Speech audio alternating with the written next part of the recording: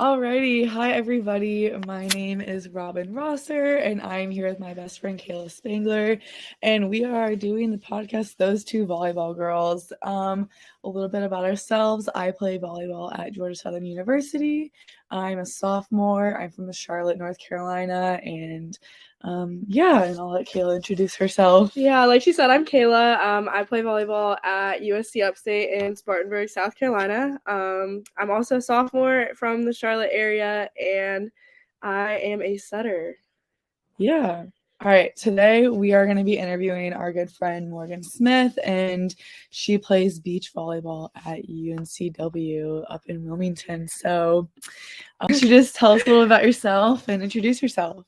All right. Well, like they said, I'm Morgan Smith. I play beach volleyball at UNCW. I'm a sophomore. And I'm also from Greater Charlotte area.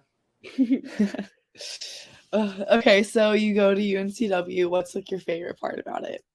Honestly, this is gonna sound like super cliche, but just like living by the beach. It's realize until you get down there, but it's 10, 15 minutes from Wrightsville. And I think I've made that commute almost daily this past semester. So even though it gets cold sometimes, it's like honestly the best part about living there. Yeah. And so we played in high school together for the first few years. And then come senior year, you decided to leave me to go play beach volleyball. So tell us a little bit about like how was that decision? Like what was your thought process and like how did that kind of get you to where you are now?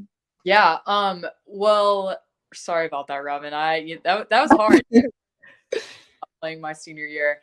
It's actually a funny story. Robin and I actually played a beach tournament together. Robin loves this story. We went up to Beach South, which is in the High Point area, and got our butts handed to us. And that was the day that Robin decided she never wanted to pursue beach volleyball. yeah, not for me. It was funny how it worked out because it was like what, Rob, like 99, 98 degrees. It was so miserable. One of the worst days of my life. But I loved it. So I mean, I had to make a hard decision between indoor or beach. I couldn't, just because I had never played before. I was so behind. I had to give up my senior season to start training for beach. So I didn't play, and then I went to Carolina Beach and trained with Shem, and then I injured the top of my foot for the first like 3 months and wasn't able to play until November. Was my first time training, and went down to Florida with Miller, one of my best friends who plays at Jacksonville. And she invited me. She had a bid to the East Coast Championships down in Clearwater.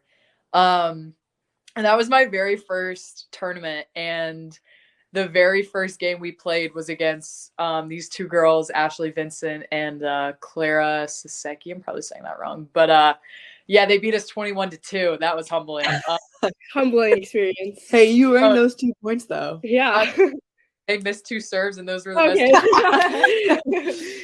best 2 points of my life. Yeah, it was definitely humbling because I mean the Ashley's at Stanford now, and Kara is at Florida State, and those are both top 10 programs. So you know it was a little when I saw yeah, that was our pool sheet. I was like, we're not even out of pool yet, and this is but it was a lot of fun. It was just there's a lot of different things that go into it. So oh yeah, for sure.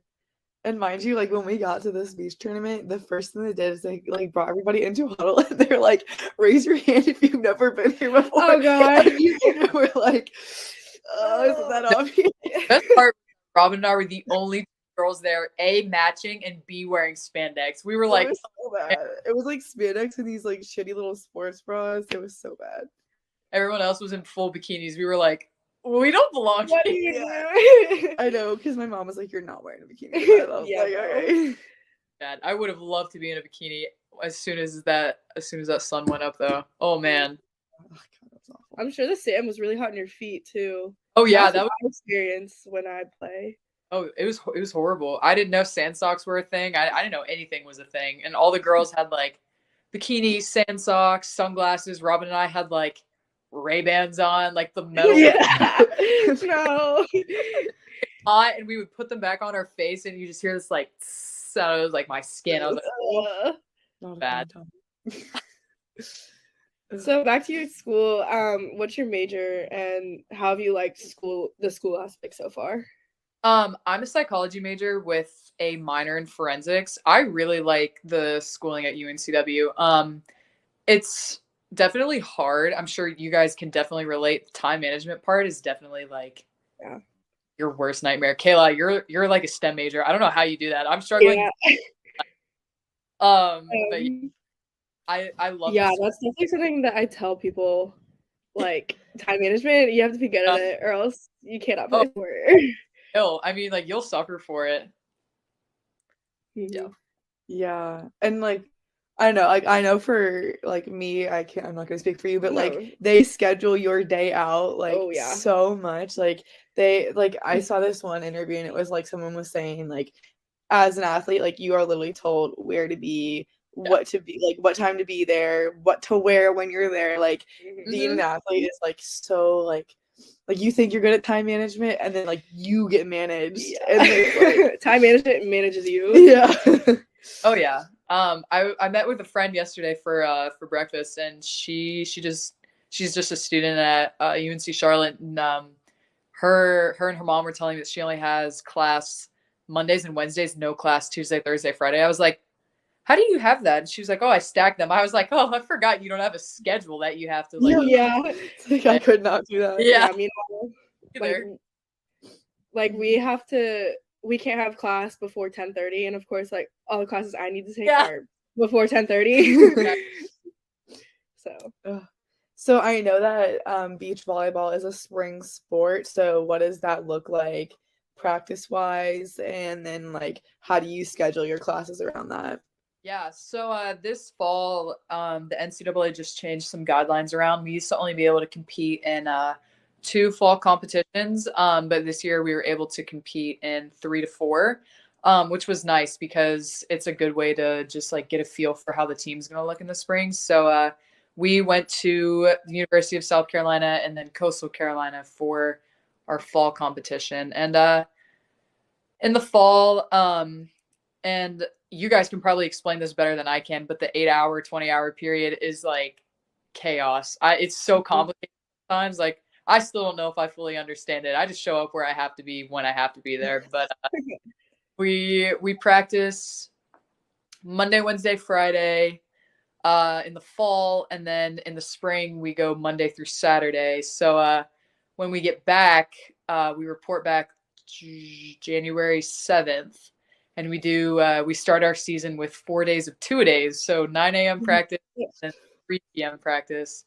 And I mean, it's hard because you go back and it's like 20, 30 degrees in the morning.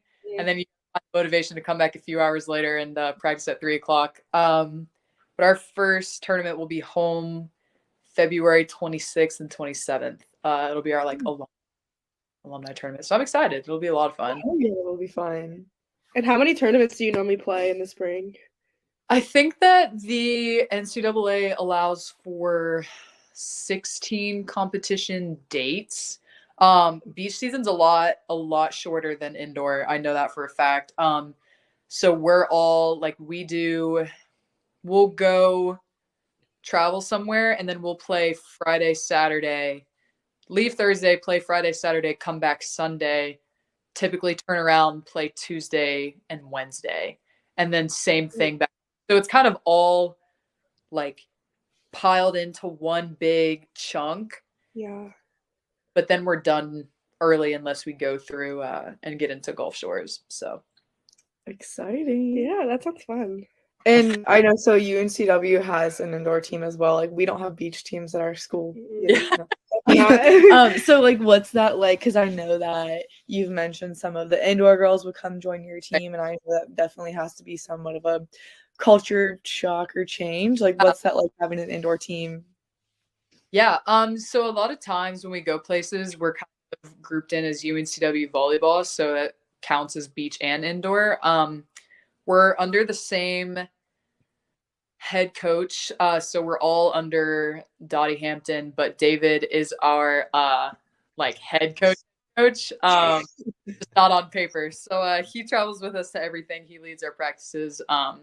Dottie's like our on paper head coach.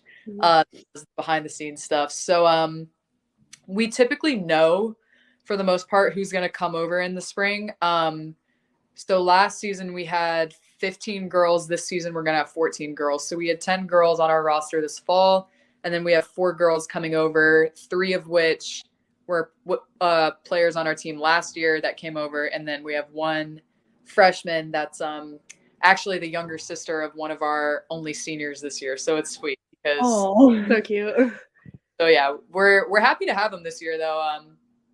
Sometimes it's hard because it's like you're competing in the fall for a roster spot in the spring, but then you get like basically a new roster in the spring, and it's like, oh man. So at first there's some tension because there is like you're fighting for 10 spots.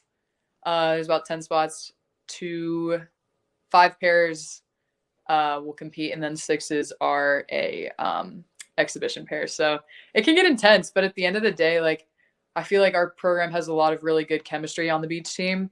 You don't really have a choice. It's you and person, so you and your partner have to get along regardless. So that's definitely. So does coach pick your partner for you, or is it kind of like you both like come as a deal? So the coaches will almost always pick your partner for you. There's some cases where like twins will get recruited, which I always thought was so cool, and they'll come in and they'll almost always play together. But mostly that's because they've been training their whole lives together. But for the most part, we will be assigned a partner, and then that partner is not definite. It could change 4 or 5 times throughout the season. I know last season we had our first home tournament roster was the complete opposite of our A-Sun championship roster. So it shifts throughout the season. Yeah. Sounds like it's like the equivalent of getting like transfers on your team. So NIL has been a big thing, like definitely with us as sophomores. Like that was what started when we were like that was literally like our class was the first to get that. So how has that been? Like tell us about your big deal that you have. So I have an NIL deal with Alani, and I am so obsessed with them. Like I love the everything about them. They're great to work with. They're super interactive and super supportive. But it's also hard though because it's a nutrition company, and there's a lot of substances, you guys know, that are banned by the NCAA. So like caffeine, you only have a certain intake of caffeine, and they're an energy drink company, so you have to like get that. Yeah, you got to watch your limits. But every supplement I take actually has to be approved by my athletic trainer for me to take. So creatine, not so much like protein powders like that. They don't really care about that, but like any type of creatine. Big one is pre-workout. I don't take pre-workout, but I know that's a big no-no for a lot of programs, definitely ours.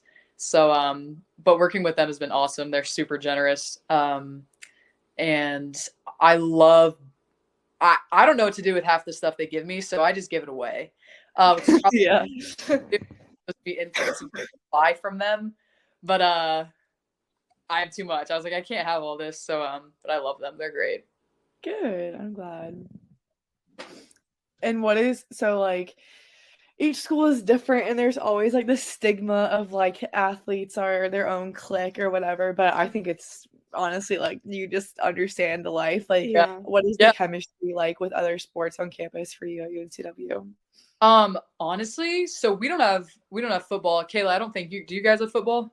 I didn't think so. I know you do, Rob. But it's so not having a football team. I feel like athletics as a whole are so much closer when there's not football. Just because I mean, football is its own small army. Like you got like 50 some guys on that roster. Then you have 130. More than that, so we're with I know my class is really close with women's swim and dive. They lived across from us in the dorms last year. This year our girls are really close with men's and women's soccer. We were close with tennis. love the tennis guys. They're all foreign. Half of them like don't even speak English, so they're just like entertainment on their own because they're unfiltered and it's hilarious and you just gotta love it. But I mean, it's almost kind of like, I hate to say this, but it's almost like high school. It's like if you're in athletics at UNCW, you know everyone's business. And everything spreads like wildfire So in the athletic fast. department. So fast. So you definitely got to be careful and watch what you're doing and saying. But I mean, it's at the end of the day, it's kind of like a little family because everyone gets how hard it is to be doing what you're doing. So it's kind of mutual respect all the way around. Yeah. How's it for you at upstate? Oh, it's basically the same. Like, I think we're really close with men and women's soccer, like my team. Yeah. But personally, I'm close with like baseball and softball. Yeah. Just because like they're just so like different. Yeah, like the schedule is so crazy, and it's like complete opposite. Like spring and fall. But yeah, it's definitely interesting not having a football team, because like then for us it's basketball, like the men's basketball team that like brings in all the money and stuff. And like yeah, so you get me. Yeah, like see at Southern it's like football is just so big that they just like kind of like stick to themselves. Yeah. And then volleyball, like we're really close with like baseball, women's soccer. But like all the male sports, like they have like a little like you're like, oh, who's the best type of thing? Because they're all really good like at their sport. Yeah.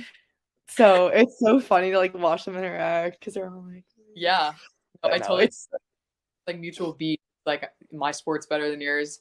Yeah. I mean, I know that we have that because I remember when volleyball and women's soccer went to like the conference tournament at the same time, and we were like, "Ooh, who's bringing back a ring first?" And I know and none of us got one.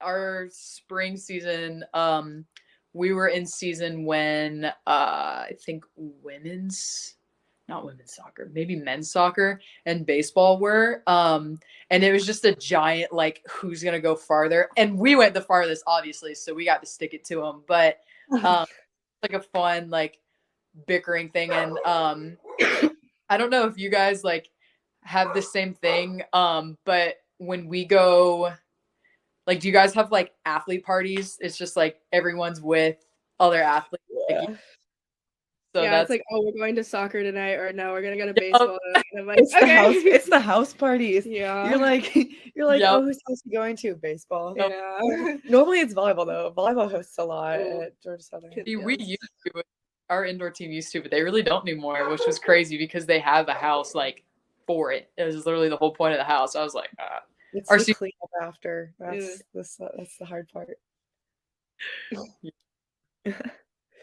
Oh, well, you got anything else? No, I think that's it. All right. Well, thanks for coming on, Morgan. Yeah. It was great talking to you, and I hope everybody enjoyed the first episode. We'll see you on the next one.